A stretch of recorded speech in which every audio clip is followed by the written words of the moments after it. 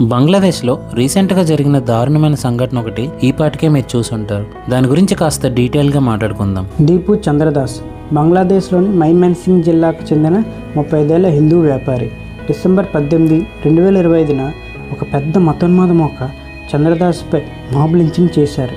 అంటే అతనిపై ఒక్కసారిగా దాడి చేసి వీధిలోకి లాగి అత్యంత క్రూరంగా కొట్టి చంపేశారు.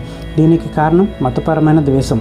అవును, షేక్ హసీనా ప్రభుత్వం కూలిపోయాక అక్కడ ఏర్పడిన రాజకీయ శూన్యతను ఆసరాగా తీసుకొని ఈ మతోన్మాద శక్తులు హిందూ వ్యాపారులను లక్ష్యంగా చేసుకున్నాయి. ఇంకొక పక్క ఇదే సమయంలో ఆధ్యాత్మిక నాయకుడైన చిన్మయ్ కృష్ణదాస్ అరెస్ట్ను వ్యతిరేకిస్తూ నిరసనలు జరుపుతుంటే ఈ హత్యకు పాల్పడ్డారు.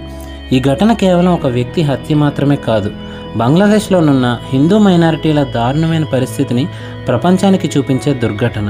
మతం మనం నమ్ముకునే ఆ భగవంతుడు చేసిన సూచనలకు మార్గం అవ్వాలే కానీ ఇలా మానవత్వాన్ని హరించే మారణకాండగా మారకూడదు. దీనిపై మీ అభిప్రాయాన్ని కామెంట్స్లో తెలియజేయండి. వీడియోని లైక్ చేసి మీ ఫ్రెండ్స్ అండ్ ఫ్యామిలీ మెంబర్స్కి షేర్ చేయండి. అలాగే ఛానల్ సబ్స్క్రైబ్ చేయండి.